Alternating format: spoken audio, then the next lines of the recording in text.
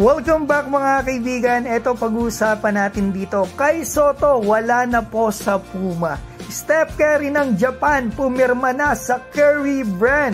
At head coach ng China sibak na. Simulan po natin dito kay Keisei Tominaga na binansagan pong Steph Curry ng Japan. Naglaro po ito dito sa US NCAA sa team po ng Nebraska kung saan nga po siya nakilala. Ibigan, ito po ay magpapadrop ngayong paparating na NBA draft pero yung projection sa kanya sa NBA mock drafts ay talagang undrafted. Pero akalain mo kaibigan, kinuha po siya ng Under Armour Curry brand. Siya po mga kaibigan ang kauna-unahang international athlete to sign contract sa Curry brand in multi-year sneaker contract. At total na pag-usapan natin to, may mga nagtanong na rin sa akin before na kung Puma pa rin ba si Kai kasi nagsusuot minsan si Kai ng ibang brand. Kagaya dito sa latest niyang nilabas na video na ang suot niya ay Nike mga kaibigan. At ang sabi po sa akin ng source natin itong nakaraan lang, tapos na daw po ang contract ni Kai sa Puma.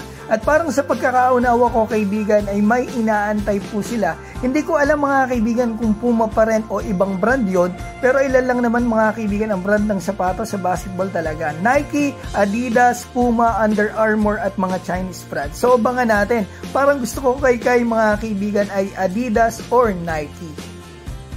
Ngayon, punta na po tayo dito. Sibak na po ang head coach ng Chinese basketball national team na si Alexander Djordjevic.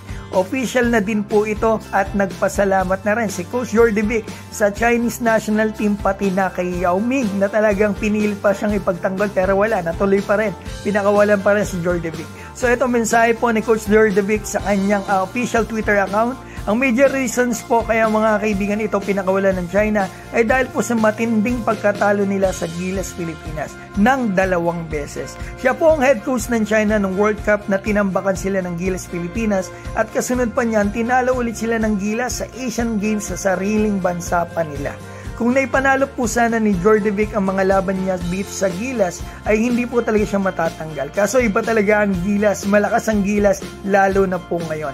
Mag-ensayo na po ang ating Gilas Pilipinas sa June 21 at sasabak po sa tune-up game sa June 27 kalaban po ang Turkey at susundan po ng Poland. Bago po ang laban nila sa first week ng July sa FIBA OQT sa Latvia.